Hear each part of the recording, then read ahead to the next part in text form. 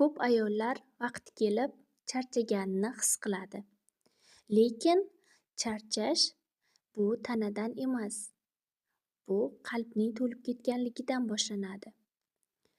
Qalbingizni va o'zingizni ehtiyot qilishingiz kerak, chunki yaxshi-yomon kuningizda faqat va faqat har qanday holatda ham siz bilan sizni yoningizda qoladigan inson bu faqat o'zingiz.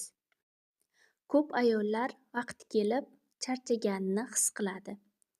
Lekin charchash bu tanadan emas, bu qalbning to'lib ketganligidan boshlanadi.